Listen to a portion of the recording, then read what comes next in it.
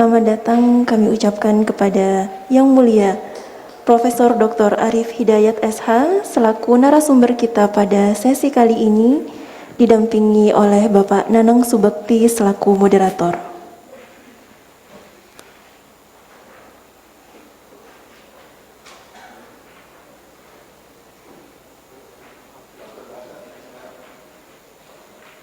Baik, Bapak Ibu, selanjutnya untuk sesi kali ini akan langsung dimulai oleh moderator kita. Selanjutnya kepada Bapak Suhaili, kami persilahkan. Bismillahirrahmanirrahim. Assalamualaikum warahmatullahi wabarakatuh. Sama-sama yang kita muliakan Profesor Dr. Arif Hidayat, anggota Mahkamah Konstitusi. Kebetulan sekali beliau ini merupakan Ketua Umum DPP Lentari.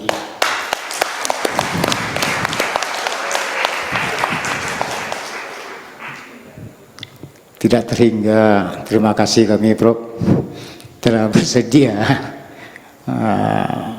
membantu kami di Lentari ini.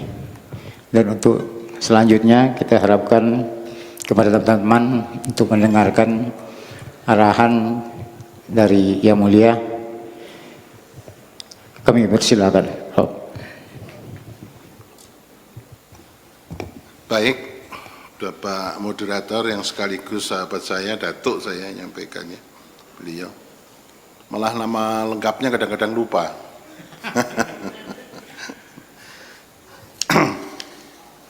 Bismillahirrahmanirrahim. Assalamualaikum warahmatullahi wabarakatuh. Yang pertama-tama saya sampaikan selamat sore, selamat beribadah puasa bagi yang menjalankan ibadah puasa Ramadan. Kemudian yang kedua, selamat datang di Mahkamah Konstitusi. Mahkamah Konstitusi adalah lembaga yang sekarang ini mempunyai posisi kedudukan yang sangat sentral di Negara Kesatuan Republik Indonesia, karena Mahkamah Konstitusi sering saya sampaikan adalah lembaga yang bisa menentukan hitam putihnya Republik itu di sini, di Mahkamah Konstitusi. Core bisnisnya memang badan peradilan, tapi pada waktu saya belum masuk di Mahkamah Konstitusi, waktu itu sering diminta untuk jadi narasumber di Mahkamah Konstitusi, ketuanya sahabat saya Pak Prof. Mahfud MD. Kita sering berdiskusi, maka ada satu hal yang kemudian muncul dalam ide-ide kita bersama. Selain core bisnisnya di bidang yudisial, sesuai dengan kewenangan yang ada di dalam pasal 24C Undang-Undang Dasar 45, kita juga harus menjadi lembaga yang itu saya introdusir. Kalau sebelumnya hanya sering disampaikan sebagai the guardian of the Constitution, saya menambahkan menjadi the guardian of state ideology, menjaga ideologi bangsa. Nanti kita akan banyak diskusi mengenai bagaimana sih kita harus menjaga the guardian state of ideology. Karena dalam upaya itu, maka kemudian ada divisi khusus yang kemudian harus kita bentuk, yaitu Pusat Pendidikan Pancasila dan Konstitusi, yang gedung ini pada tahun 2012-2011 sekitar itu diresmikan oleh Presiden waktu itu Bapak Susilo Bambang Yudhoyono. Jadi kemudian lahir pusat pendidikan. Waktu itu mestinya Sekjen bersama Ketua Mahkamah Konstitusi Pak Mahfud MD meminta saya untuk jadi Ketua Pusdik. Waktu itu diusulkan di sini ketua pusdiknya itu eselon 1, pejabat eselon 1, tapi hanya disetujui pejabat eselon 2. Karena hanya menjadi pejabat eselon 2, padahal pangkat saya waktu itu sudah profesor dan golongan ASN-nya atau pegawai negerinya sudah 4E, maka kalau itu eselon 1 terlalu rendah, karena kalau bukan eselon 1, eselon 2 itu terlalu rendah. Maka waktu itu saya dengan diskusi dengan sekjennya Pak Janitri M. Kafar, itu saya mengusulkan Profesor Dr. Guntur Hamzah, Profesor Unhas, yang juga sudah guru besar, tapi golongan kepangkatan ASN-nya masih 4B, sehingga Prof. Guntur ya kita paksa maulah ke Jakarta untuk menjadi ketua pusdik yang pertama ini. Tapi beliau sekarang sudah 4E dan malah sudah menjadi hakim Mahkamah Konstitusi. Tapi sebelumnya waktu beliau masih menjadi dosen, guru besar di Unhas, beliau itu pembantu dekan 1, dekannya Prof. Aswanto, saya dekan Fakultas Hukum Undip. Pernah kita bekerja sama, saya menjadi ketua tim penyusun silabi pendidikan ilmu hukum S2. Pada waktu itu rapat para dekan di seluruh Indonesia. Saya terpilih menjadi ketua, saya minta Prof. Guntur untuk menjadi sekretaris timnya. Akhirnya lahir silabi pendidikan S2 ilmu hukum di Indonesia yang kelihatannya sampai hari ini masih dipakai meskipun ada perubahan di sana sini. Jadi itu latar belakangnya. Kemudian pada waktu saya menjadi ketua Mahkamah Konstitusi di tahun 2015, Prof. Guntur saya usulkan untuk menjadi sekjen di Mahkamah Konstitusi. Kemudian atas dasar itu kemudian kita mengembangkan pusdik ini. Nah, pusdik ini sampai hari ini menurut laporan sudah ada sekitar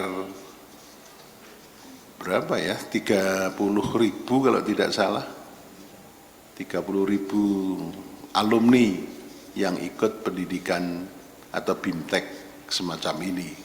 Nah, ini dalam rangka menyebarluaskan mengenai hak konstitusional warga yang sekaligus menyebarkan hak asasi manusia dan memperkuat ideologi dasar negara Pancasila. Sehingga sebetulnya kita sekarang sudah mempunyai posisi yang sangat strategis, selain lembaga yudisial juga menjadi lembaga yang mensosialisasikan, mendiskusikan, mengaktualisasikan ideologi Pancasila. Saya sampai hari ini seyakin-yakinnya bahwa Indonesia itu paling tepat digunakan dasar negara ideologi Pancasila. Kebetulan pada tahun 2015 juga saya terpilih untuk menjadi Presiden MK se-Asia.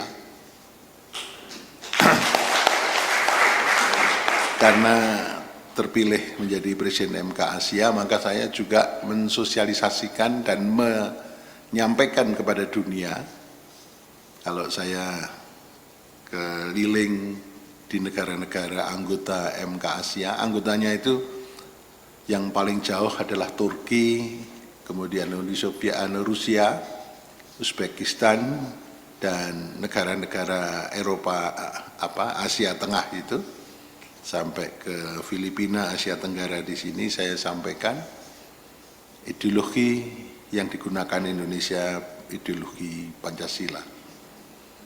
Ini ideologi yang paling tepat pada suatu kondisi masyarakat yang heterogen. Sebetulnya dunia ini juga heterogen. Maka sebetulnya Pancasila juga paling tepat digunakan sebagai dasar penyelenggaraan, pedoman penyelenggaraan dalam perserikatan bangsa-bangsa, saya katakan begitu. Saya sampaikan juga termasuk ke luar negara-negara MK Asia, tapi ke negara-negara lain saya diundang untuk ceramah di negara-negara Eropa, termasuk Aljazair di Afrika. Saya bersahabat dengan Presiden MK Aljazair yang kebetulan dengan Indonesia itu sangat-sangat dekat, karena Bung Karno mendapat tempat yang sangat dihormati di Aljazair. Maka waktu itu saya diskusikan dengan Ketua Mahkamah Konstitusi Aljazair. Beliau meminta saya untuk ceramah di depan menteri-menteri, anggota DPR, anggota Mahkamah Agung dan Mahkamah Konstitusi Aljazair. Saya sampaikan juga mengenai ideologi Pancasila. Saya kebetulan sangat bersahabat dengan Presiden Aljazair yang akhirnya waktu itu bersahabat juga dengan MK Afrika. Terus ada hal yang menarik, saya kemudian juga terpilih mewakili Asia dalam forum MK sedunia. Kalau MK sedunia itu anggotanya 118 negara. Saya menjadi salah seorang anggota mewakili Asia dalam forum MK sedunia yang rapat tahunannya adalah di Venesia. Jadi kalau katanya orang kaya Indonesia kalau belum ke Venesia itu bukan orang kaya. Tapi saya tiap tahun hampir 5 kali itu bisa berkunjung ke Venesia. Jadi kayak orang kaya. Jadi banyak foto-foto saya di luar negeri, tapi saya nggak berani saya upload karena saya takut nanti dikira flexing. Sekarang nggak boleh kan itu flexing, padahal saya keliling itu dalam rangka kerja mensosialisasikan MK Indonesia dan sekaligus mensosialisasikan ideologi Pancasila di tingkat dunia.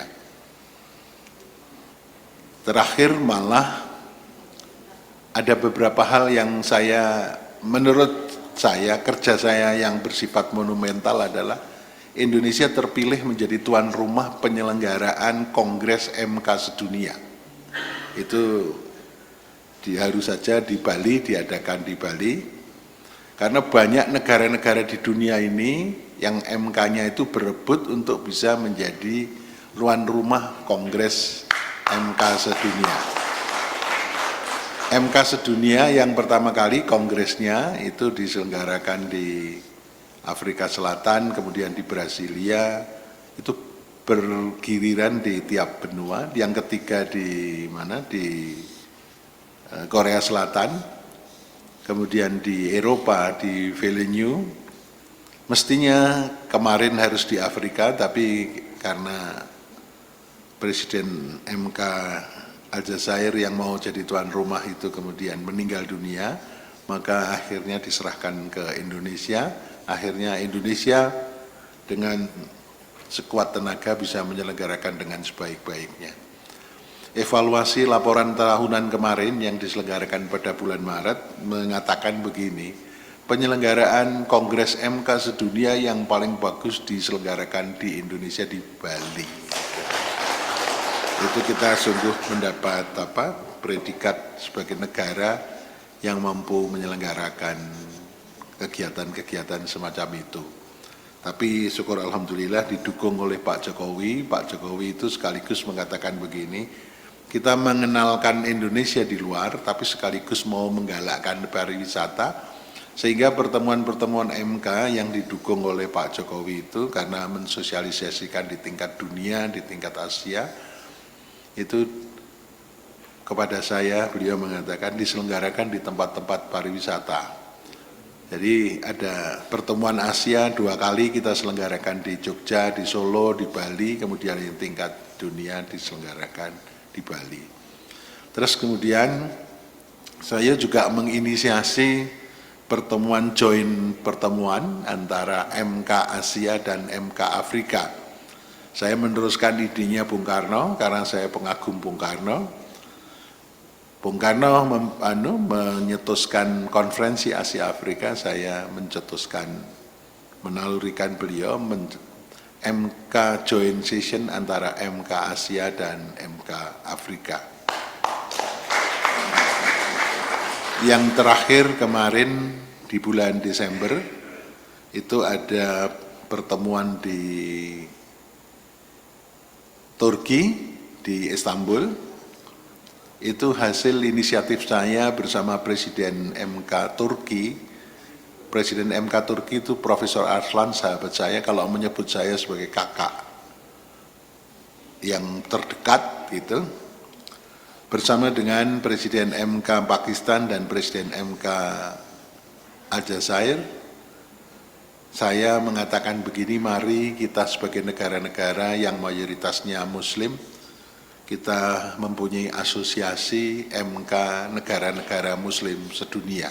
Nah, kemarin saya sudah nggak jadi ketua MK, yang hadir Pak Profesor Anwar, yang hadir ke sana, itu meresmikan atau mendeklarasikan Mahkamah Konstitusi negara-negara Muslim sedunia yang diresmikan oleh Presiden Erdogan.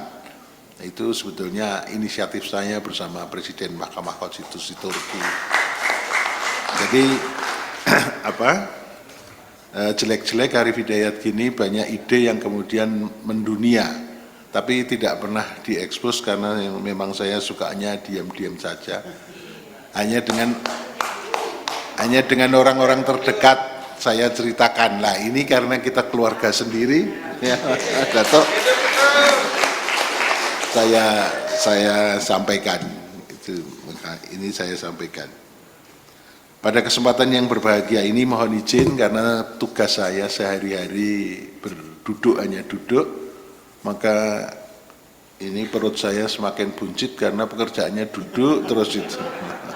Padahal saya dulu atletis, waktu SMA malah saya atlet tinju, ya, kemudian atlet bulu tangkis dan sebagainya, tapi setelah jadi di Mahkamah Konstitusi badan saya rusak, jadi buncit, perutnya gendut, kebanyakan duduk.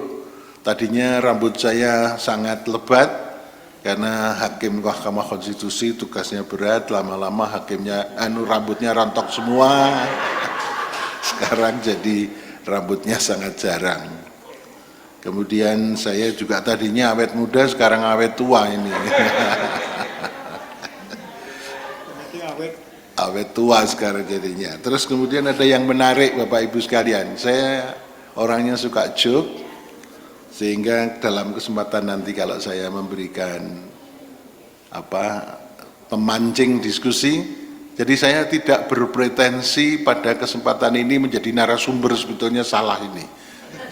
Saya hanya menjadi pemantik untuk kita bersama-sama berdiskusi, melihat situasi dan kondisi negara, kondisi dunia sekarang ini bagaimana, dan bagaimana antisipasi kita supaya bangsa Indonesia tetap survive dengan adat istiadat, dengan tradisi yang harus kita pertahankan. Itu yang harus kita lakukan. Jadi di tengah-tengah perubahan yang serba cepat, kita mempunyai nilai-nilai, mempunyai tradisi, adat kebiasaan yang sangat luhur yang harus tetap kita pertahankan.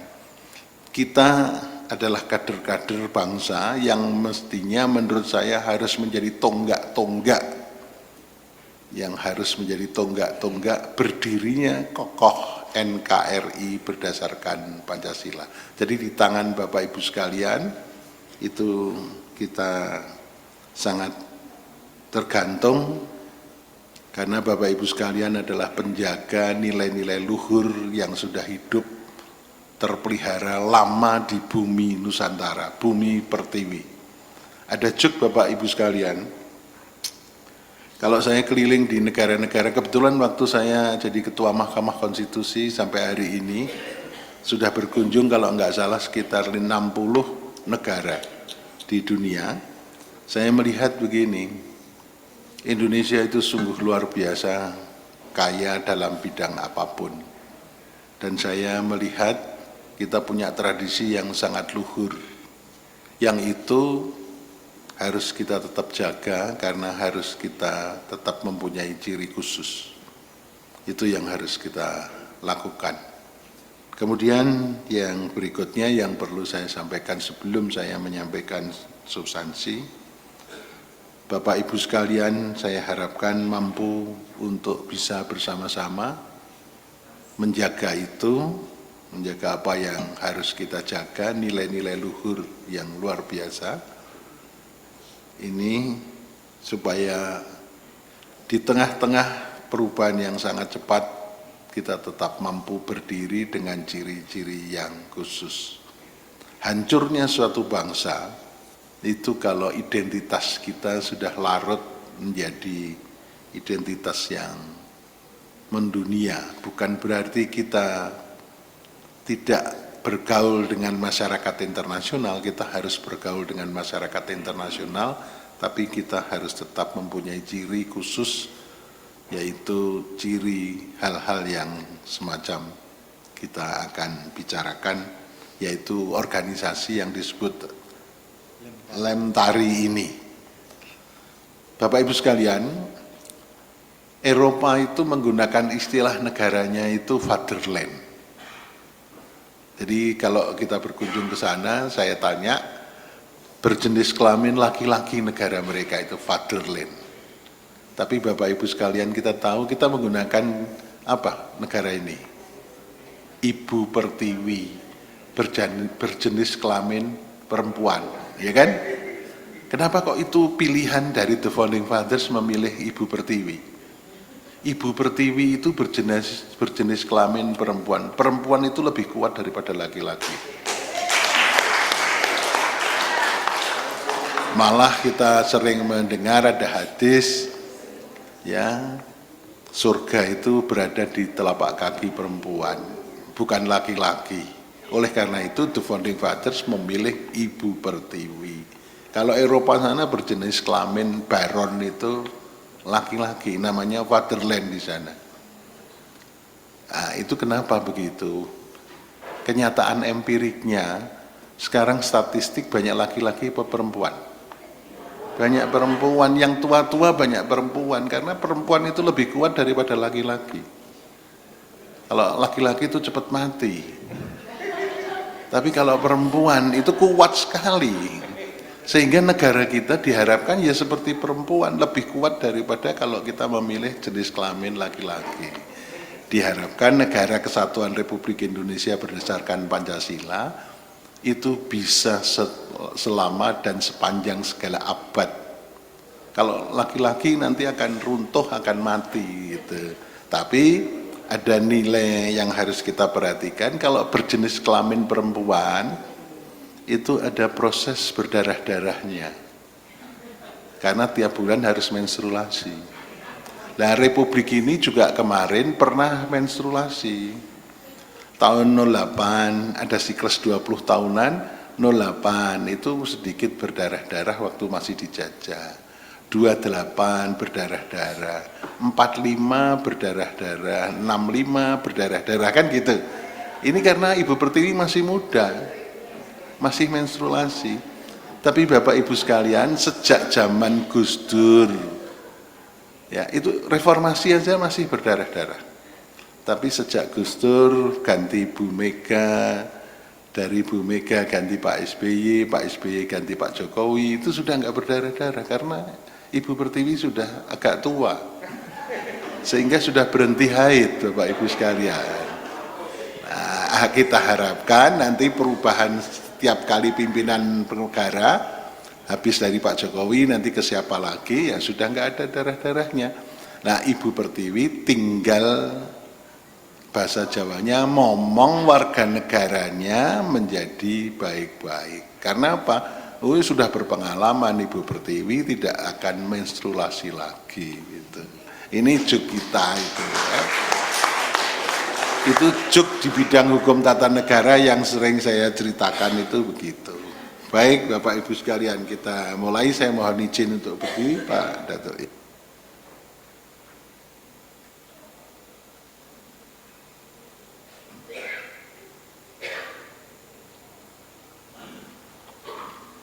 Ya, supaya nggak ngantuk, saya juga begini. Waktu saya berkunjung ke Uzbekistan itu sudah, kalau nggak salah sudah 3 kali, karena Uzbekistan salah satu negara yang juga anggota dari MK Asia.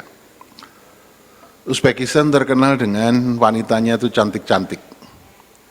Tapi saya kira wanita Indonesia tidak kalah dengan wanita Uzbekistan. Waktu saya berkunjung ke Uzbekistan, dubesnya kebetulan seorang dari Bali. Dari Bali mengatakan begini, Prof. Arief, karena ini berkunjung ke Uzbek bersama dengan Ibu, Hakim MK itu kalau berkunjung kemana-mana nggak boleh sendiri, harus didampingi oleh istri. Karena istri sekaligus, kalau istri saya sekarang sudah fungsinya macam-macam. Selain berfungsi sebagai mendampingi, juga sudah jadi badan pengawas obat dan makanan. Karena saya harus minum obat rutin dan berbahaya kalau sendiri perginya. Nah, karena saya bersama istri itu, saya diajak berkunjung ke Masjid Biru. Di sana ada Masjid Biru. Di Rusia, Saint Petersburg, saya juga berkunjung, ada Masjid Biru. Tapi di Masjid Birunya di Uzbekistan beda. Di situ ada, kenapa Kak saya diminta berkunjung ke sana? Karena di sana ada Al-Quran yang merupakan sumbangan dari Presiden Soekarno. Presiden Soekarno sangat dihargai atau dihormati di Uzbekistan. Saya berkunjung ke sana, tahu karena saya itu kagum dengan Bung Karno, maka saya diajak ke sana. Sebelum diajak ke sana itu tadi dubesnya ngomong, Prof. Arief, karena didampingi Ibu, nanti kalau ketemu wanita Uzbekistan jangan memandang wanitanya langsung. Loh kenapa? Nanti Ibu bisa cemburu gitu. Nah, kalau Prof. Arief pengen ngerti wanita itu cantik atau tidak, cukup lihat bayangannya saja. Gitu. Ternyata betul bayangannya saja sudah cantik. Apalagi orangnya. Nah, terus waktu sampai ke perpustakaan, kebetulan kepala perpustakaan Masjid Biru itu seorang wanita tinggi, cantik sekali, memakai hijab. Saya dalam hati begini, ini wanita kok cantik sekali, memakai hijab cantik sekali gitu. Nah, kita ngomong usianya sekitar 31, 32 dia. Nah, istri saya usianya sudah 63, kalau saya sekarang 67. Terus saya dalam hati sama Pak Dubesnya bilang begini, Pak Dubes, saya boleh tukar apa? Saya tinggal istri saya di sini, terus saya minta tukar yang 30-an 2 boleh apa enggak gitu. Karena apa? Karena istri saya usianya sudah 60, saya mau tinggal, terus saya bawa pulang 2 yang usianya 30-an begitu. Pak Dubesnya ketawa ngekek begitu, karena lu ternyata Prof. Arief itu suka bercanda begitu. Baik Bapak Ibu sekalian, kita mulai. Ya, ini katanya dosen yang baik, dosen yang pinter itu kalau mau mulai diskusi, ice breaking itu tadi itu namanya ice breaking. Nah, kita mulai sekarang. Baik. Ini kita lewati saja. Nah, ini begini, ada gambar yang saya kutip begini. Ini perkembangan masyarakat dan perkembangan peradaban. Di garis yang pertama yang sebelah kiri ini adalah garis perkembangan manusia dengan peradabannya. Yang paling bawah, itu kelihatan Bapak Ibu sekalian ya, itu masyarakat itu disebut masyarakat berburu, hunting society. Hunting society adalah masyarakat pada awal dikenal peradaban manusia. Hunting society disebut hunting society. Hunting society ini, masyarakat itu hak miliknya itu ya hasil-hasil berburu, misalnya gadingnya, kulitnya, dan sebagainya. Jadi yang diburu adalah binatang. Itu pada awal-awal dikenal peradaban. Kemudian baru abad ke-13, ya, ini 13.000 sebelum Masehi, itu dikenal peradabannya sudah maju, agrarian society. Sudah dikenal bercocok tanam, tapi bercocok tanamnya masih berpindah-pindah. Dan bercocok tanamnya sangat sederhana. Kalau di sini sudah dianggap tidak subur, babat hutan ngambil lagi, sangat sederhana hanya untuk mencukupi dirinya sendiri atau kelompoknya sendiri. Kemudian meningkat menjadi yang di atasnya lagi industrial society, masyarakat industri. Inilah awal dari kemajuan peradaban manusia. Kenapa itu muncul industrial society? Karena garis yang di kanan sana itu ditemukannya industri, mesin uap. Sehingga tadinya perikanan atau namanya pertanian yang sifatnya sangat sederhana, dengan ditemukannya itu maka bisa dilakukan besar-besaran. Bisa dipindahkan hasil pertanian yang banyak itu ke satu daerah lain, ke kelompok lain, ke bangsa yang lain. Itu mulai di peradabannya mulai sangat maju. Kemudian meningkat di pos yang kanan, gambar kanan, selain sudah ketemukan mesin uap, itu di abad ke-18, meningkat ditemukannya listrik. Wah, inilah yang menyebabkan semakin majunya manusia. Manusia pada waktu industrial society yang pertama ditemukannya mesin uap, itu manusia hanya hidup 12 jam. Pada waktu masih ada sinar matahari, manusia hidup. Setelah itu manusia masuk ke ruang di rumahnya, karena gelap, ya sudah, selesai kegiatannya. Tapi begitu ditemukannya listrik di sana, manusia jadi hidupnya jadi 24 jam. Tadinya hanya 12 jam, kemudian menjadi 24 jam. Semuanya bisa dilakukan dengan listrik itu. Ya, kehidupannya menjadi 24 jam. Semuanya bisa dilakukan dalam 24 jam. Ini maju sekali setelah ditemukannya listrik itu. Jadi listrik itu mengubah dunia menjadi 24 jam sehari, manusia bisa melakukan kegiatan apapun. Itu luar biasa. Sehingga saya sering mengatakan begini, manusia itu sekarang sudah tidak bisa hidup tanpa listrik. Tanpa penerangan, tanpa listrik. Ya. Kemarin saja waktu zaman pandemi kemarin, ada lampu mati di daerah Depok selama hampir 2 hari, masyarakatnya bingung karena apa? Sudah nggak bisa ngecas laptop, nggak bisa ngecas handphonenya, ya kan? Itu sangat dibutuhkan sekali, sehingga ada waktu itu di daerah Depok ada 1 rumah atau 2 rumah yang mempunyai diesel, dia bisa menyalakan lampu, masyarakat berbondong-bondong datang ke situ hanya untuk apa? Minta tolong supaya handphonenya, supaya komputernya bisa dicas di situ. Itu sungguh luar biasa. Ya, bapak-bapak ibu sekalian, terutama bapak-bapak itu sekarang kan nggak bisa pisah dengan handphone kan. Handphone itu sekarang kita nggak bisa pisah.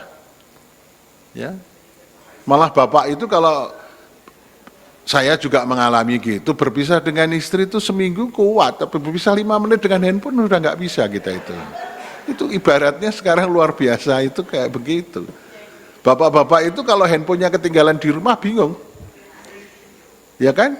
Oh, nanti ada istrinya dibaca macam-macam, oh gawat itu.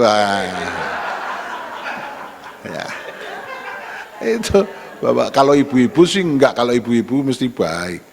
Tapi kalau bapak-bapak itu kan itu tadi, wong saya juga pernah dengar ada seorang guru besar senior saya mengatakan begini kok katanya, berbohong itu salah satu membahagiakan istri. Itu kan luar biasa. Makanya bapak-bapak jangan handphonenya jangan dibaca ibu. Itu. Kalau ketinggalan diambil sendiri, jangan dititip-titipkan baca, bahaya itu. Itu listrik ya. Nah kemudian setelah listrik ditemukan komputasi, ditemukan listrik komputer di sana. Lah masyarakatnya bergeser menjadi information society. Sekarang ini kita sudah masuk ke information society. Masyarakat yang haus akan informasi. Tetapi bahayanya Pak, dengan terbukanya informasi ada yang disebut dengan disrupsi teknologi informasi, Bapak Ibu sekalian. Sekarang ini media sosial, apakah pet, apakah Twitter, apakah WA Group, apakah pokoknya semua media sosial, Facebook dan sebagainya itu, sekarang ini bahayanya bisa diisi narasi-narasi yang negatif, hoax, ujaran kebencian, ya, penipuan dan sebagainya sekarang ini itu media sosial sekarang disalahgunakan, disebut dengan disrupsi teknologi, ada dampak buruk, ada dampak negatif. Dampak buruknya adalah yaitu tadi, sesuatu yang salah kalau diulang-ulang, disebarluaskan, diviralkan, itu bisa lama-lama bisa menjadi kebenaran karena publik akan percaya. Itu. Sehingga kita harus hati-hati betul untuk melihat situasi dan kondisi apakah benar sih, jangan ikut selalu langsung kita viralkan, langsung kita upload, langsung kita share ke grup lain. Kita harus mampu untuk menyaring apakah berita-berita, narasi-narasi di media sosial itu benar atau tidak sebelum kita share. Karena banyak yang narasi-narasi yang terjadi semacam ini. Bapak Ibu sekalian, yang saya pelajari sekarang ini ada satu istilah baru yang disebut dengan war of narrative. Sekarang ini terjadi perang narasi. Apalagi mendekati pemilu kayak begini, ini perang narasi sekarang ini antara calon yang diunggulkan ini, yang unggulkan ini perang narasi. Ada yang menjelek-jelekan, ada yang mengunggulkan, itu perang narasi. Kita harus betul-betul waspada terhadap, dulu perang itu untuk menjajah, perang fisik, tapi sekarang perang narasi. Sehingga kita bisa terbawa narasi-narasi yang tidak betul. Oleh karena itu Bapak Ibu hati-hati betul di era yang sekarang ini yang disebut information society. Masyarakat informasi, ya, malah kemudian sudah meningkat yang di sana. Kalau information society itu disebut society 4.0 lah. Sekarang ini sudah meningkat, beberapa negara masyarakatnya 4.0 berubah menjadi 5.0, super smart society, pakai artificial intelligence. Saya kebetulan yang terakhir tahun lalu berkunjung ke Dubai, berkunjung ke satu peradilan baru di sana, namanya International Finance Court di Dubai. Itu peradilan yang pada tahap tertentu bukan diadili oleh manusia, tapi sudah diadili oleh artificial intelligence melalui computerized. Jadi nggak perlu manusia, nanti manusia bisa tergantikan oleh artificial intelligence, robotik nanti bisa digantikan begitu. Nah, oleh karena itu Bapak Ibu sekalian, ya, apakah pertanyaannya apakah di Indonesia ini semuanya bisa digantikan robot? Itu yang menjadi pertanyaan. Kalau saya mengatakan tetap ada sentuhan manusia di Indonesia. Badan peradilan di Indonesia harus ada sentuhan peradilan, ada sentuhan manusia. Karena peradilan di Indonesia itu ada hal-hal yang harus diperhatikan oleh manusia. Nggak bisa diselesaikan melalui komputer. Ya, karena yang punya empati, simpati dan sebagainya itu manusia. Jadi human being itu masih tetap dibutuhkan. Karena apa? Irah-irahnya berhukum di Indonesia itu keadilan berdasarkan ketuhanan yang Maha Esa. Membuat hukum ada atas berkat rahmat Tuhan yang Maha Kuasa. Lah, kalau itu komputer itu apa ya keadilannya? Keadilan yang berdasarkan ketuhanan yang Maha Esa. Komputer bukan manusia, komputer tidak beragama, komputer tidak mengakui Tuhan kan? Itu yang harus kita pikirkan dengan kemajuan teknologi yang saya sebut Society 5.0. Kemudian di sini juga ada anomali, Bapak Ibu sekalian. Di era information society, kalau tadi di bawah hunting society berburu binatang, Bapak Ibu sekalian, kalau di information society, masyarakat 4.0 yang diburu apa? Follower. Bapak Ibu sekalian, karena apa? Dengan berburu follower kira diikuti oleh banyak pengikut, itu kalau kita mengendorse sesuatu dapat duit banyak. Makin cemar makin terkenal coba sekarang ini. Ada orang yang berbicara normatif, orang berbicara apa adanya yang benar, itu nggak laku. Orang nggak seneng membaca itu, tapi kalau yang bombastis, oh yang cemar, yang gini-gini, ya pengikutnya banyak, kita mensubscribe, kita memfollow, itu kan, ya itu namanya berburu yang sekarang ini berburu follower. Kita mempunyai pengikut banyak, itu hasilnya banyak, karena apa? Kita kalau mengendorse sesuatu, oh ini itu followernya banyak. Wah pakai pakaian bikini terus gitu, wah yang ngikuti banyak sekali. Terus dia mengendorse misalnya produk kecantikan, ya dia menggunakan body lotion apa, ini berarti kulitnya bagus, badannya bagusnya kayak gitu karena pakai body lotion mereknya A misalnya. Semua orang ikut itu, beli itu, pabriknya untung, dia dapat juga itu nanya. Jadi sekarang ini berburu follower. Bapak Ibu sekalian kalau mau pengen cepat kaya, semakin cemar semakin terkenal sekarang ini. Ya kan? Ya, makanya itu Bapak Ibu sekalian, sekarang kan banyak yang aneh-aneh untuk membuat konten kan? Itu karena apa? Dalam rangka supaya kita diikuti banyak orang. Itu era sekarang itu. Dulu yang menurut penalaran yang wajar tidak akan terjadi, sekarang ini terjadi.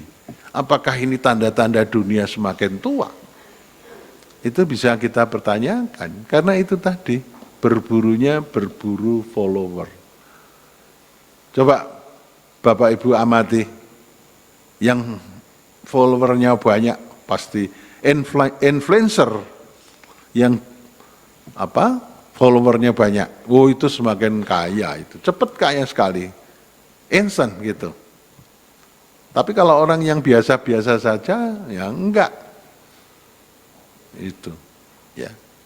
Baik, ini kita lewati, jadi ini perkembangan masyarakat karena perkembangan teknologinya.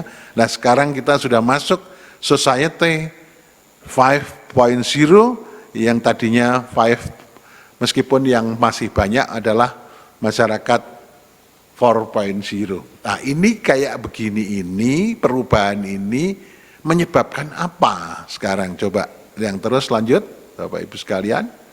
Nah, untuk mempelajari itu ternyata ada ilmu yang disebut, yang dikembangkan di dunia militer tahun 90-an, jadi sudah cukup lama sebetulnya ilmu ini, disebut fogware.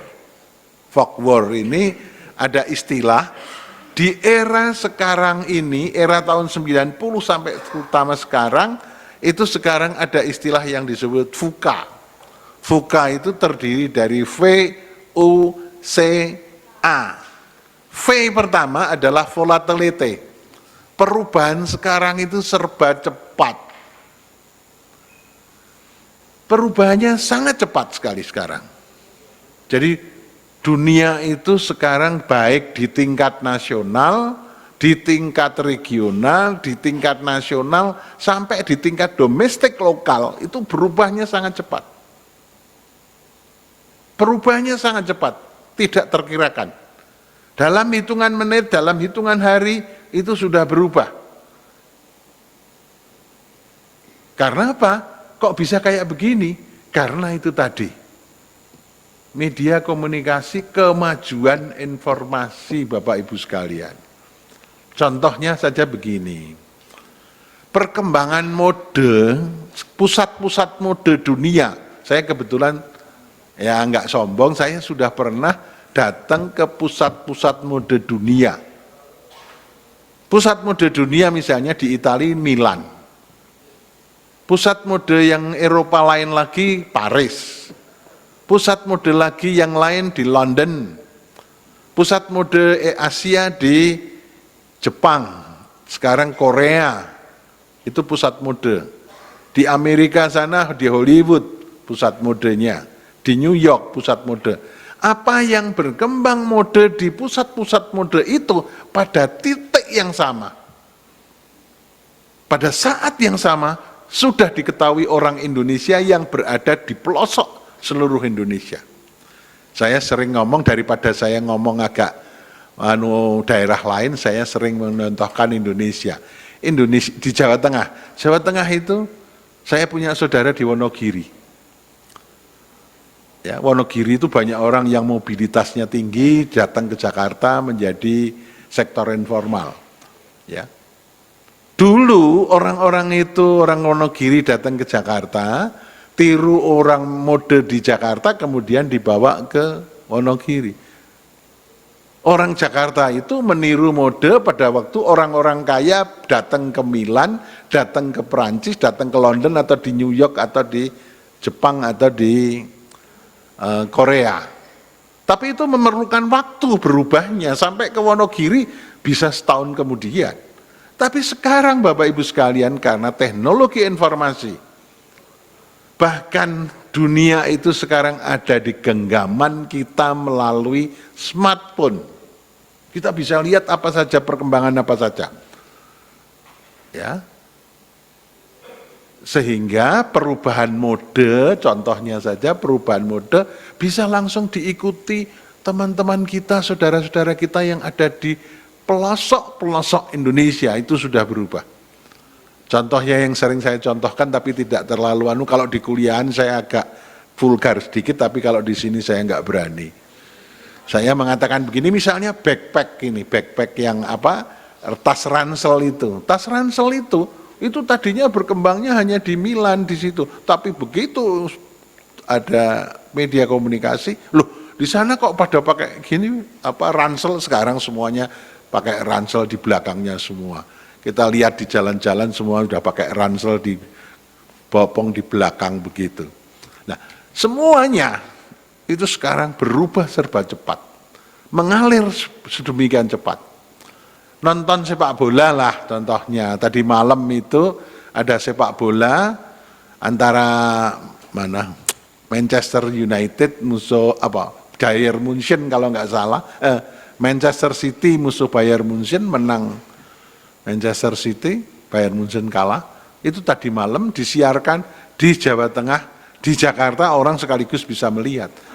Jadi pada titik yang sama sekarang, sehingga ada istilah dunia ini semakin sempit sekarang. Gimana? Oh iya, saya hobi bola. Dulu pemain sepak bola, tapi saya yang saya tendang bukan bolanya tapi kakinya lawan.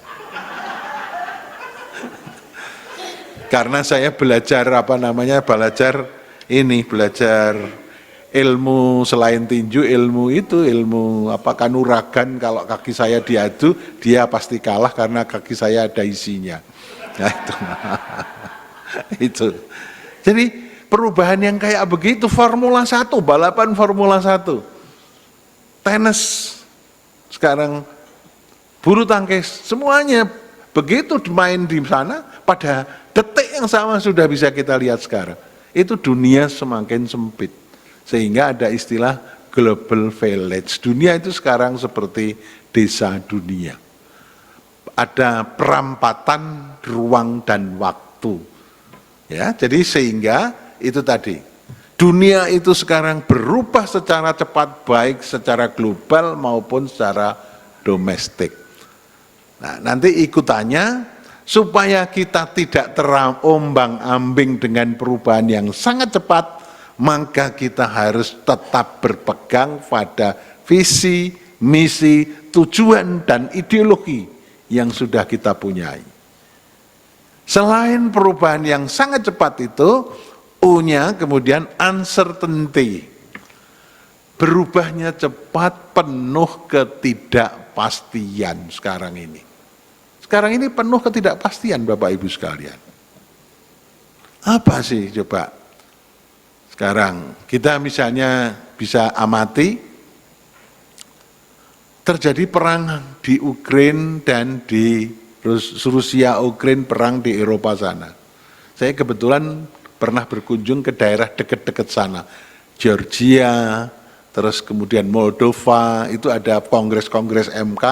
Saya kebetulan datang ke sana, ya, ke daerah-daerah yang di sana itu Bapak Ibu sekalian, apakah perang itu hanya terjadi di sana, nggak ada akibatnya sampai di sini? Tidak Bapak Ibu sekalian, akibatnya banyak terjadi di sini juga. Indonesia termasuk menjadi perubahannya juga tidak menentu.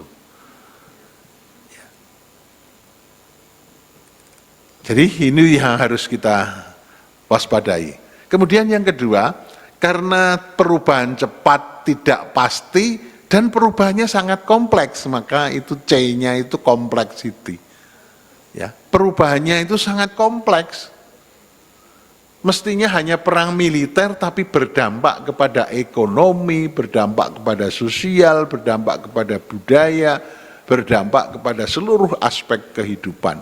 Tapi Bapak Ibu sekalian, saya dapat cerita dari Ibu Menteri Keuangan, dan saya juga dapat cerita pada waktu terakhir saya ketemu Pak Jokowi, itu begini, perang Rusia dan Ukraina ternyata juga membawa ada keuntungannya untuk Indonesia.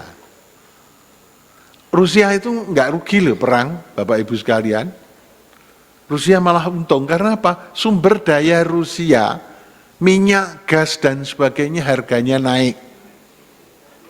Dia malah untung dari perang itu. Makanya perang dipanjang-panjangkan bagi Rusia enggak masalah itu. Tapi ada tentaranya yang pada mati, sehingga orang Rusia banyak yang pergi, daripada diminta wajib militer, dia pura-puranya jadi turis ke Bali, di situ malah dia hidup di situ. Itu karena lari dari kewajiban untuk wajib militer. Itu.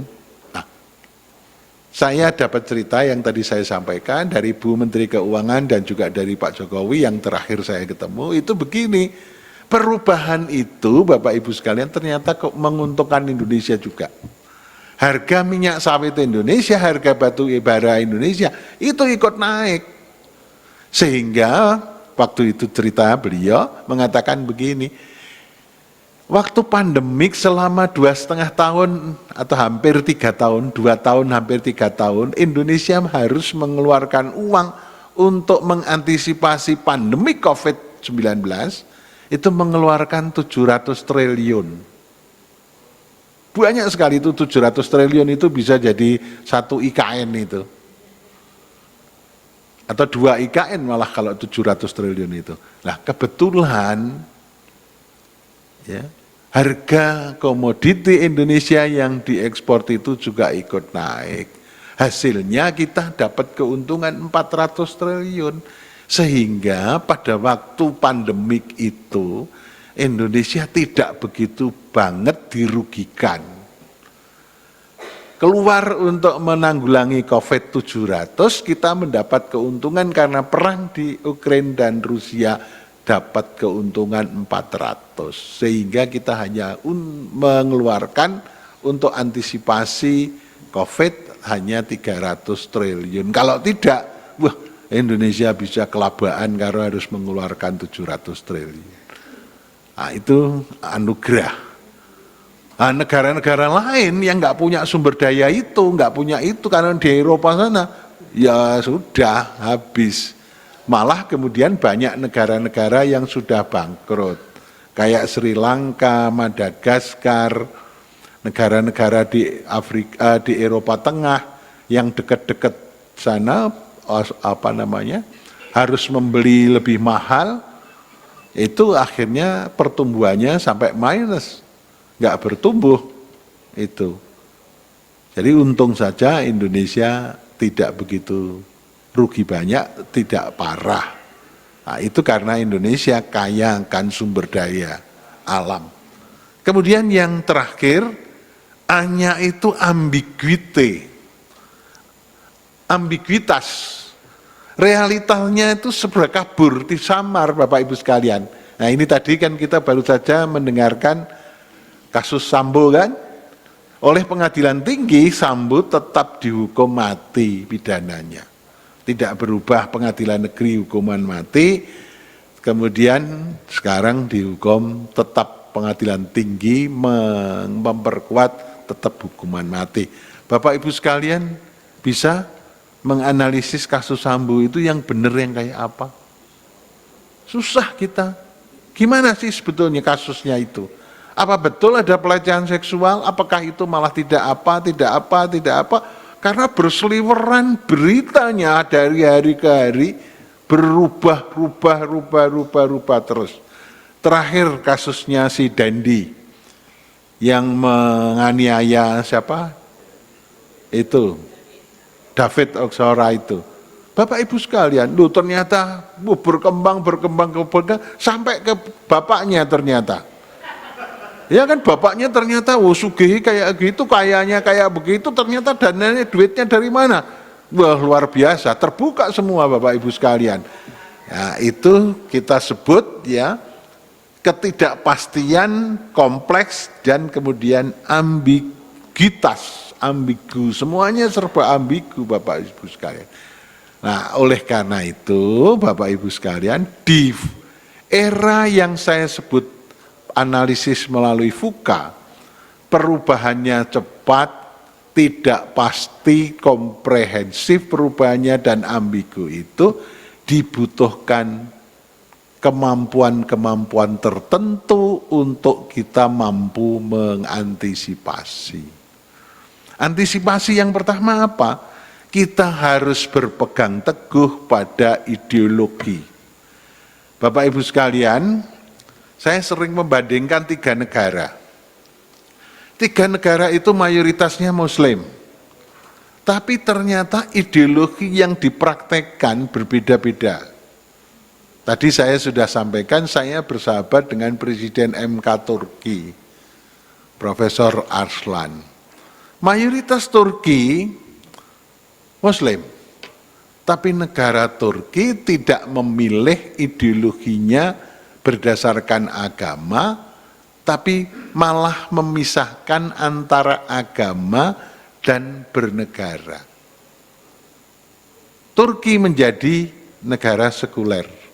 Saya kebetulan sudah berkunjung ke museumnya Kemal Atatürk, bagus sekali. Tapi isunya sampai di Indonesia itu katanya di sana baunya bau bangkai. Enggak ada bau bangkai itu. Karena sekarang itu ada isu apa ya? Isunya lucu kan? Kita itu Muslim banyak yang umrah. Umrahnya ada pikniknya.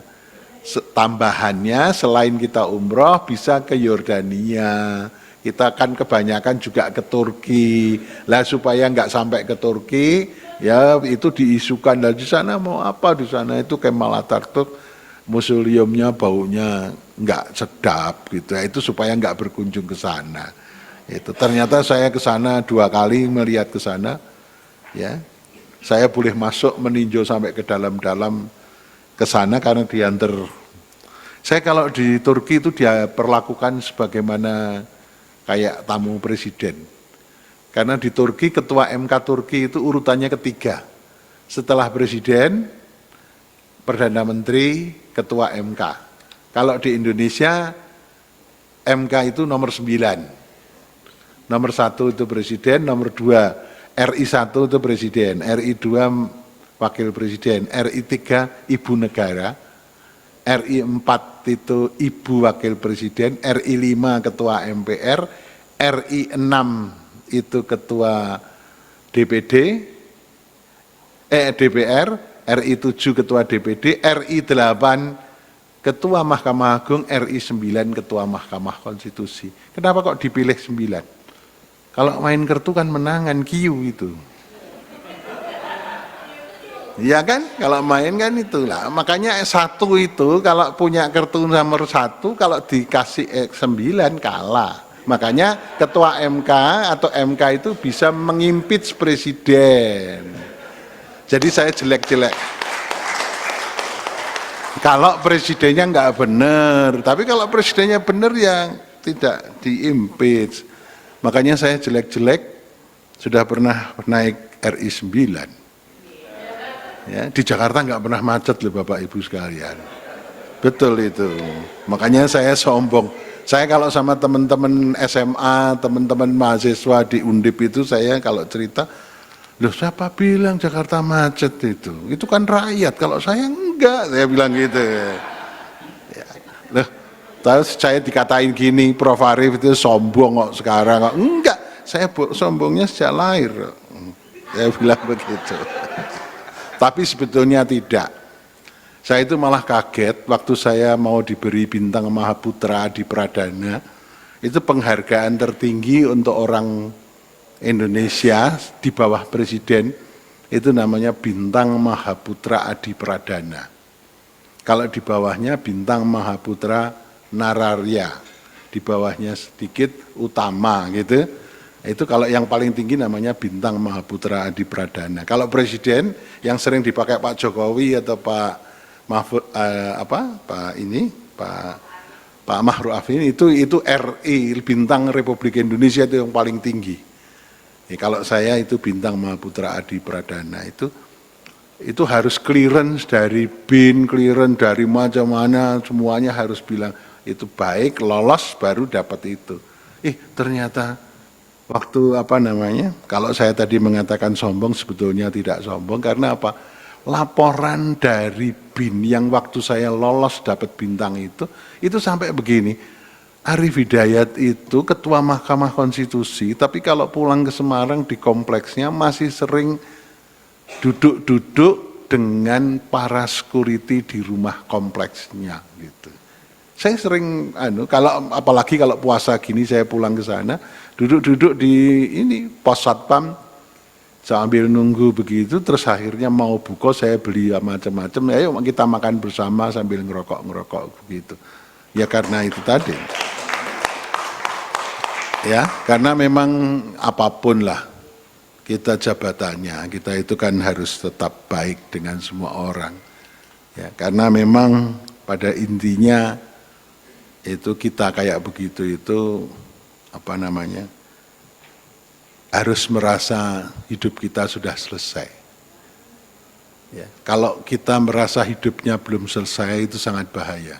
Karena kalau sudah berkantor di Mahkamah Konstitusi di lantai 15 itu, nengok kiri Istana Presiden, nengok kanan Istana Wakil Presiden. Kok yang belum itu kok ke sana ya? Apa kita nggak pengen ke sana? Kalau saya, tidak. Sudah cukup saya jadi ketua Mahkamah Konstitusi, karena dulu cita-cita saya hanya jadi guru besar saja. Ternyata bonusnya luar biasa. Ya. Di Jakarta nggak pernah macet. Saya sering berolok-olok, kalau kumpul-kumpul, saya kebetulan ketua Ikatan Alumni di SMA 1 Semarang. Kemudian pernah jadi ketua Ikatan Fakultas Hukum. Itu kalau mau kumpul-kumpul gitu kan, kita datangnya lebih awal ya, karena Jakarta macet, ini saya 2 jam sebelumnya. Loh, saya nggak pernah macet ya. 10 tahun di Jakarta nggak pernah macet kok saya itu. Kasihan sekali yang macet itu. Tapi saya nanti tanya ajudan saya nggak pernah kok minta jalur busway lewat begini itu nggak pernah saya. Soalnya saya sangat takut menyakiti hati rakyat. Itu. Ya, kita lanjutkan. Ya. Ini situasi kemudian tadi saya katakan yang kayak begitu, ditambah sekarang ini ada situasi untuk khusus di Indonesia. Yang pertama adalah ada upaya-upaya yang sangat terstruktur, sistematis dan masif untuk pelemahan atau penghancuran adat istiadat dan budaya. Tadi Bapak Ibu sekalian belum saya lanjutkan, Turki itu jadi negara sekuler. Pakistan mayoritas Muslim, tapi memilih ideologi negaranya, negara diatur dengan hukum Islam. Sehingga negara fakultan disebut negara Islam. Nah, Indonesia mayoritas juga Islam, mayoritas Muslim. Tapi the founding fathers tidak memilih sekuler, tidak memilih konsepsi negara Islam. Tapi yang dipilih adalah negara berdasarkan Pancasila. Itu luar biasanya the founding fathers, Bapak Ibu sekalian. Kalau itu terjadi sekarang, saya bayangkan susah kita bisa membuat perjanjian luhur sebagaimana yang dihasilkan oleh the founding fathers. Orang sekarang itu kan egois. Orang sekarang ini menang-menangan. Bayangkan the founding fathers itu potret kecil miniatur dari NKRI, the founding fathers itu. Orang yang tergabung, beliau-beliau yang tergabung di BPUPKI dan PPPKI, kalau kita bayangkan, sama dengan Indonesia kecil. Miniaturnya Indonesia. Terdiri dari banyak suku, terdiri dari banyak ras, terdiri dari banyak agama, tapi juga kita bisa lihat. Mayoritas orang Jawa, mayoritas Muslim. Nah, kalau mau menang-menangan, bantah-bantahan, yang menang ya orang Jawa dan yang menang ya Muslim kan. Tapi kenapa kemudian bisa dihasilkan ideologi Pancasila? Bukan ideologi Islam, bukan bahasa Jawa yang dipilih. Loh, coba itu kalau pembahasannya sekarang, udahlah gampang. Pilih Islam jadi ideologi. Karena mayoritas Islam itu, kalau sekarang ini. Atau kalau itu waktu itu mayoritasnya Jawa, lah dari bahasa-bahasa Indonesia yang diambil dari bahasa Melayu susah-susah. Kita mayoritas orang Jawa pakai bahasa Jawa saja. Tapi itu tidak terjadi Bapak Ibu sekalian pada waktu the founding fathers rapat di BPUPKI dan PPPKI. Itu hebatnya the founding fathers. Kalau mengalami hal-hal ini Bapak Ibu sekalian, saya itu sudah berkali-kali baca risalah sidang-sidang BPUPKI dan PPPKI. Bolak-balik saya sebagai guru besar hukum tata negara. Saya baca, apa yang terkandung di situ? Yang terkandung di situ adalah semangat untuk bersatu. Semangat untuk bergotong royong. Kalau tidak ada semangat kayak begitu, ya, semangat untuk bersatu, semangat untuk bergotong royong, semangat untuk bertoleransi. Loh, coba Bapak Ibu sekalian, the founding fathers yang beragama Islam, itu mempelajari agama Islam itu sampai ke sumbernya sana loh. Para kiai yang tergabung di BPUPKI dan PPPKI, itu setengah wali semua sudah. Loh kok bisa menerima saudara-saudaranya yang non-muslim dan pengen jangan sampai Islam dijadikan ideologi negara. Mengalah beliau. Jadi proses give and take-nya di BPUPKI dan PPPKI itu sungguh luar biasa. Kalau mengalami deadlock, Bapak Ibu sekalian, the founding fathers selalu, mari kita mengheningkan cipta, berdoa menurut agama dan keyakinannya masing-masing, untuk supaya kita disinari oleh sinar ketuhanan, memilihkan yang terbaik untuk republik ini dalam bernegara. Itu kayak begitu. Nah sekarang Bapak Ibu sekalian, toladan itu apa kita praktekkan, kita contoh. Sudah jauh dari situ. Lah Bapak Ibu sekalian inilah yang saya harapkan menjadi tulang punggung, backbone-nya untuk mengembalikan toladan itu kepada masyarakat, bangsa dan negara. Ya kan Bapak Ibu sekalian? Ini yang harus kita contoh Bapak Ibu sekalian. Loh kok sekarang kita itu belajar YouTube, agama hanya belajar dari YouTube. Loh kok sekarang kok jadi ini, kok merasa sudah hebat jadi pemahaman agamanya. Bung Karno mengatakan kita itu bertuhan dengan berkebudayaan. Bertuhan itu secara beradab.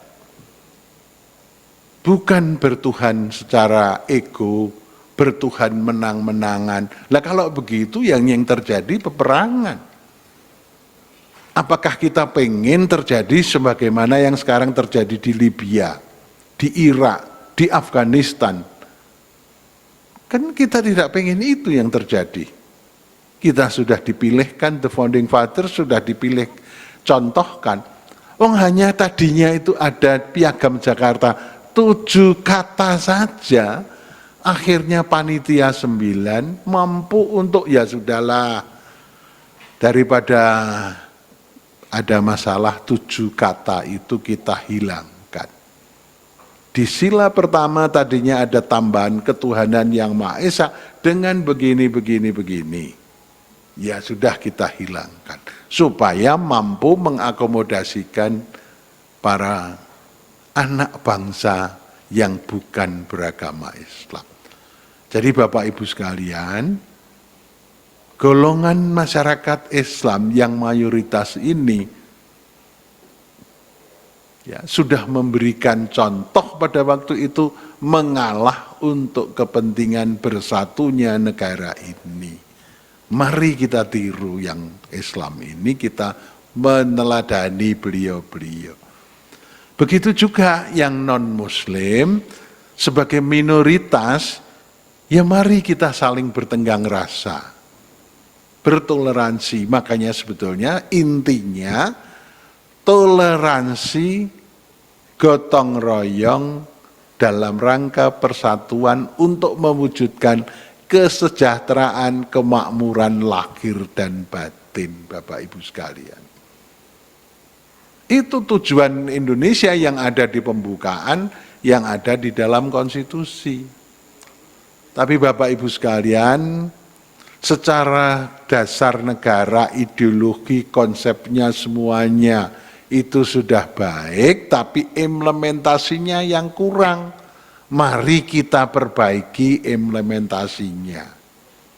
Jangan membakar lumbungnya, tapi kita mari lumbung ini tetap kita gunakan, wadah ini kita gunakan, untuk yang belum baik kita perbaiki bersama-sama.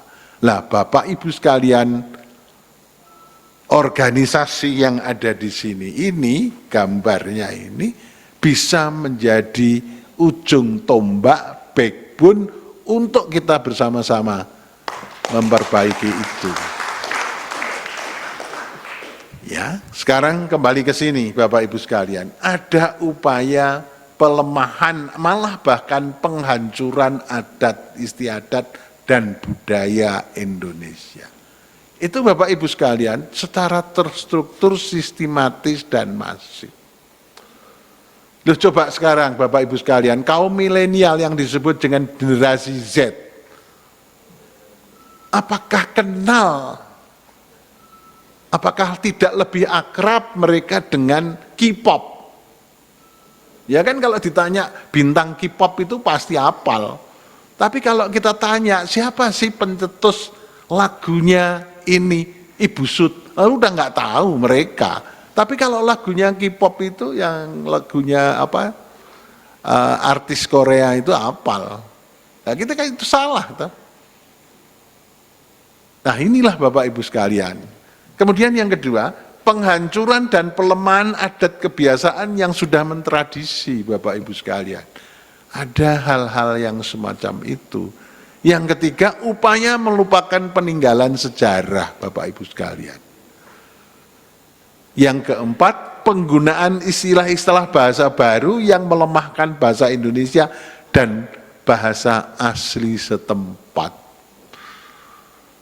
Jadi Bapak Ibu sekalian, ini adalah upaya-upaya yang terstruktur, sistematis dan masif. Yang ini yang harus kita waspadai dan harus kita tangkal Bapak Ibu sekalian. Karena menghancurkan suatu bangsa, kalau dulu dijajah, diserang secara militer, dihabisi, kalau sekarang sudah susah terjadi. Kalau tidak kebangetan ya nggak sampai begitu. Tapi kalau kebangetan yang bisa kayak Rusia konflik dengan Ukraina itu. ya, dengan Crimea dan sebagainya yang ada di sana. Tapi kalau secara diam-diam, ya model-modelnya dilakukan semacam ini Bapak Ibu sekalian. Backbone-nya untuk mempertahankan ini adalah organisasi kita Bapak Ibu sekalian. Ya, lanjut. Nah, ini ada keahlian-keahlian yang harus kita anukan Bapak Ibu sekalian. Kemampuan untuk menyelesaikan masalah yang rumit. Sekarang masalahnya semakin rumit. Berpikir dan bertindak kritis dan solutif. Selalu kreatif, bersinergi, berkolaborasi, berpikir dan bersikap positif.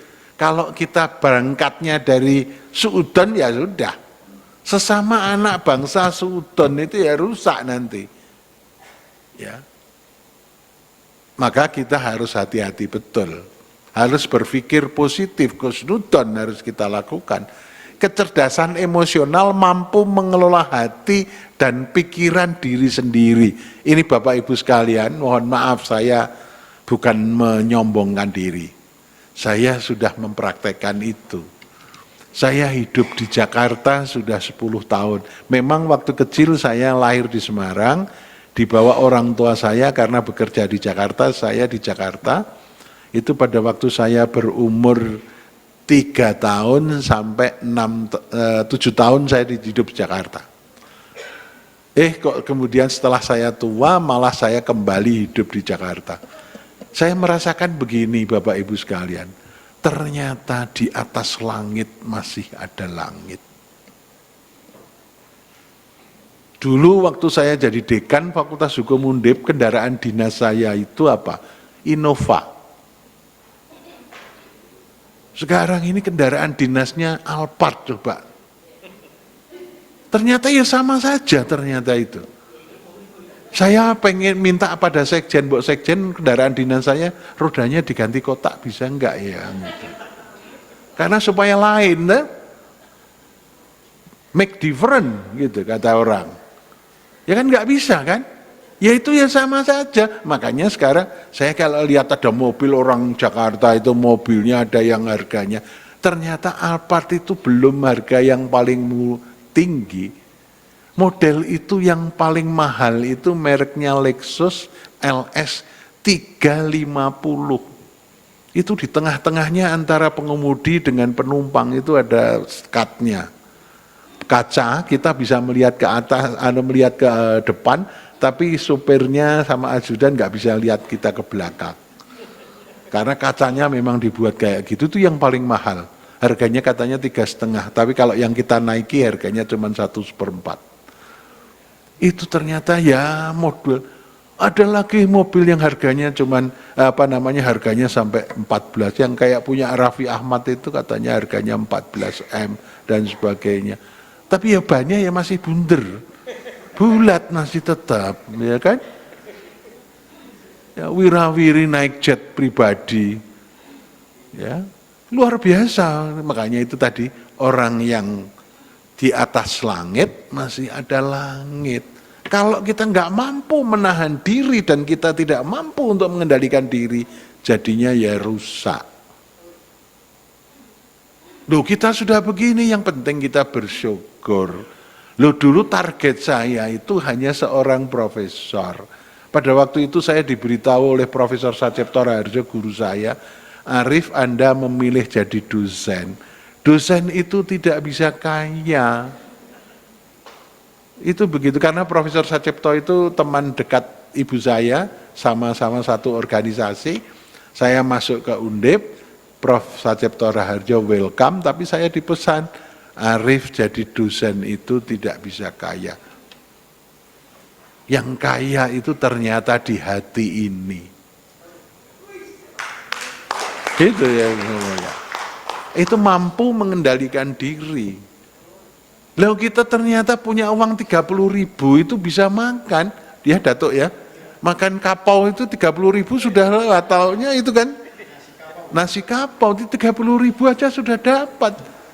Pakai ini telur dadar yang tebel itu loh, tapi sama sambalnya itu kan, Loh itu banyak, tapi ada di Jakarta yang sekali makan 5 orang habisnya 100 juta aja ada loh. Coba, sekali makan deh. 5 orang habis 100 juta itu ada. Itu dilakukan orang Jakarta ada. Sosialita itu kalau kumpul-kumpul itu makannya, ya mungkin yang dimakan berlian apa-apa itu saya enggak tahu. Tapi ada itu kayak gitu. Loh itu juga hidup. Kita yang makannya sehari tahu tempe, ya hidup coba. Makanya kemampuan untuk menahan diri sekarang ini. Karena, dunia itu ternyata kayak begitu. Ya, nah kalau enggak gitu Bapak Ibu sekalian, kita pengen, ya kan, penghasilan kita kalau bisa sehari 1 miliar. Itu orang Indonesia ada loh yang perusahaannya beruntungnya 1 hari 1 miliar juga ada loh. Kan luar biasa. Tapi ada orang yang besok makan apa saja itu kan susah, itu ada. Malah banyak yang sekarang besok orang yang saya makan siapa, itu juga ada loh itu. Coba. Ya. Jadi Bapak Ibu sekalian ini yang nomor 6. Kecerdasan emosional mampu mengelola hati dan pikiran diri sendiri. Ya. Jadi kita itu yang ternyata yang kaya itu di hati. Ya. Waktu saya naik RI 9 ya kayak gitu, udah biasa kayak begitu. Sekarang nggak pakai ya nggak apa-apa. Kenapa orang banyak yang power syndrome mempertahankan kekuasaannya dengan segala cara? Kalau saya, ya udah nggak usah jadi ketua ya nggak apa-apa. Kemarin pemilihan kalah lagi sama Pak Anwar, oh ya nggak apa-apa. Nah, gitu.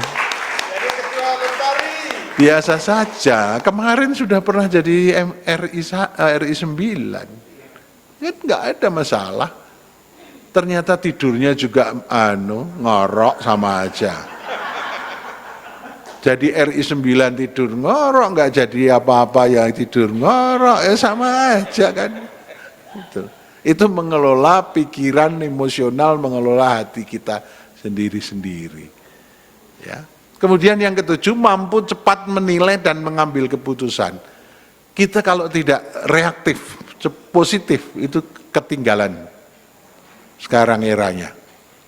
Yang ke-8, berorientasi pada pemberian pelayanan yang optimal Bapak Ibu sekalian. Bapak Ibu sekalian, ini contoh teman-teman yang ada di MK ini, Mas Nanang itu, ya, itu sudah terlatih betul-betul bagaimana memberikan pelayanan kepada Bapak Ibu sebaik-baiknya.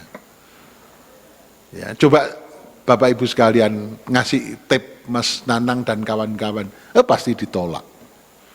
Mereka sudah kaya, hatinya yang kaya.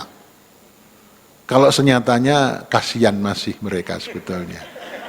Tapi hatinya mereka merasa kaya. Kita itu di sini kedatangan Bapak Ibu sekalian sebagai tamu yang harus dilayani sebaik-baiknya.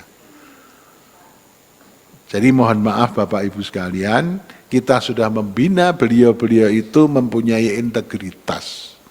Jangan ditinggali tape, jangan ditinggali, kalau ninggali mobil, jangan tape gitu ya.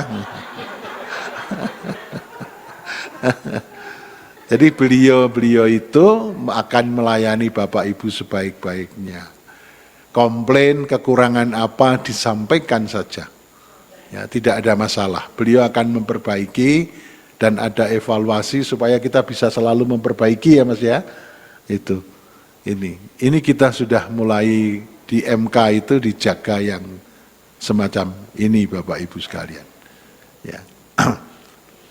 Kemudian yang terakhir, mudah beradaptasi, fleksibel dan luwes.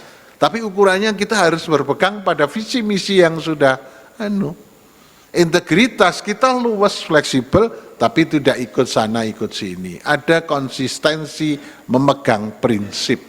Itu yang harus kita lakukan. Ya, kemampuan kecerdasan itu tidak bisa dilakukan oleh AI, makanya tadi saya sampaikan. Itu semuanya ada pada manusia. Lanjut.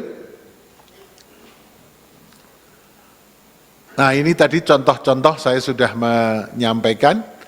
Ya, ini hebatnya ini suasana Indonesia kecil, rapat-rapat BPUPKI, ya.